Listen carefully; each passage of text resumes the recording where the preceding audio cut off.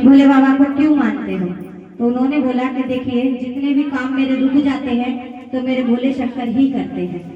तो कह रही मुझे नहीं विश्वास है इस चीज पे। कह रहे आप करके तो देखिए कैसे नहीं है। तो बहन कैसे करूं मैं, ये तो मुझे समझ में नहीं आता।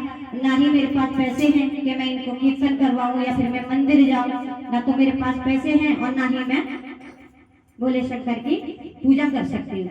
कह रहे कुछ भी नहीं है, अगर आपके पास कुछ नहीं है तो थोड़ी सी मिश्री ले आना, थोड़े से बादाम ले आना और रख के प्लेट पे, और भांग धतूरा और फूल वूल तो ऐसे मिल ही जाते हैं, कहीं से भी किसी की फुलवारी में से तोड़ लेना। लेकिन बाबा की कहानी है, अगर जो भी आपके घर में जैसे चर्चा होती है, बहनें बैठ के बाहर चर्चा करने लग जाती हैं। अभी किसी बहन से कह दो बहन वहाँ कीर्तन हो रहा है तो वो 4 घंटे में तैयार होगी, और अभी कह दो ना बहन वहाँ पे लड़ाई हो रही है तो वो तुरंत भाग जाएगी। वो चाहे गैस पे चाय चल रही हो, चाहे बिल्कुल जल जाए, कोई दिक्कत नहीं है। वही लड़ाई तो पहले ही देख के आएगी, वो पूरी खत्म करके आनी है।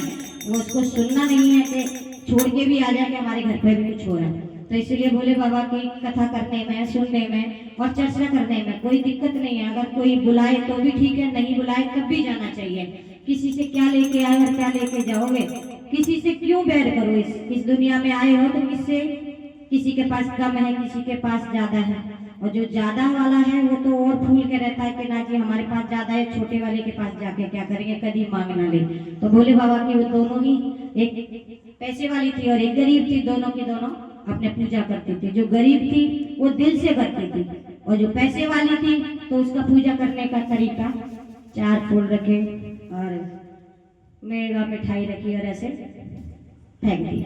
और जो गरीब थी वो अपना भांग धतूरा तोड़ के लेके गई और थोड़ी सी मिश्री लेके और जाके उनके चरणों में ही बैठ गई और बोली बाबा सबको इतना दिया है, सब इतना हंसी खुशी तुम्हारा कीर्तन करवाते हैं, तुम्हारी शिव चर्चा कराते हैं, तुमको बुलाते हैं, लेकिन मेरे पास तो कुछ है ही नहीं। जो मैं बुलाऊं कैसे, और किसी से मैं मांग भी नहीं सकती। अगर मांगती भी हूँ तो कोई मुझे देता भी नहीं है, क्योंकि मेरा आदमी तो पहले से ही नशेड़ी है। जब मेरे घर में कोई कमाने वाला ही नहीं तो मुझे कौन कर्जा देगा।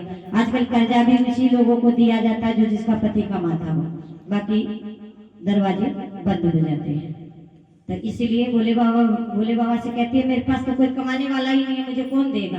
तो इसलिए मैंने किसी से अगर 10-5 रुपए मांग लूं कि मैं यहाँ तक आई हूँ, इतनी मैंने क्या कर्म किए थे जो मुझे ऐसी सजा मिली है।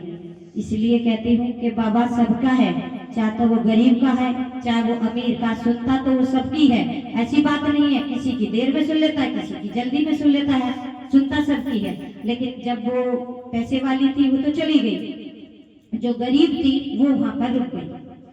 वो रुक गई वहां पर और बोलती है देखती हूँ बाबा कब तक नहीं आते। बैठी रही, शाम तक बैठी रही, 8-9 बज गए, 10 बज गए, लेकिन बाबा कैसे दिखे। लेकिन बाबा तो उनको देख रहे हैं ना, क्या तुम कर्म कर रही हो क्या नहीं कर रही। हम तुम आपस में छुपा सकते हैं, इनसे तो नहीं छुपा सकते। वो तो अपने, अगर तुम 4 दरवाजे में भी बैठ के ये देख लेंगे तुम क्या कर लेंगे, इनसे तो नहीं छुपा सकते। इनसे कोई बात छुपी नहीं है, वो तो देख रहे थे। तो कोई तो दूध चढ़ा रहा है, कोई कुछ चढ़ा रहा है, वो आराम से बैठी हुई है क्योंकि उसके पास तो था ही नहीं, चढ़ाती कैसे। तो वो एक चूहा, जैसे किसी ने दूध चढ़ाया और बेर चढ़ाए और कोई फल चढ़ाया तो वो चूहा कूद कूद के खा रहा, तो वो उन्हीं को देख रहे थे। बोले थी भोले बाबा कब निकल के आओगे, कब मेरी तकदीर को सुधारोगे, समझ में नहीं आता मैं क्या करूं। तो जब तक वो मंदिर में बैठी रही तब तक भोले बाबा ने उनकी इतनी बढ़िया कोठी बना के खड़ी कर दी और वो यहाँ से अपने घर को ही रास्ता भूल गई। जब यहाँ से जाती है तो वो अपना घर ढूंढती है, कहती है मेरा घर में तो छप्पड़ पड़ा था, झोपड़ी पड़ी थी, ये महल किसका बन गया। बच्चे भी कहने लगे मम्मी मम्मी, लेकिन मम्मी की तो पहले से ही साड़ी में 3 कलर की ठेगरी लगी हुई थी, क्योंकि मम्मी तो खुद को ही भूल गई थी। तो भोले बाबा जैसे सबकी सुनते हैं ऐसे हमारी भी सुनते हैं, ऐसी बात नहीं है। आज नहीं है तो क्या, कल सुनेंगे तो जरूर। हाँ तो बोलिए जयकारा शेरा वाले का बोल सच्चे दरबार की जय, हर हर महादेव मैया भवानी की जय।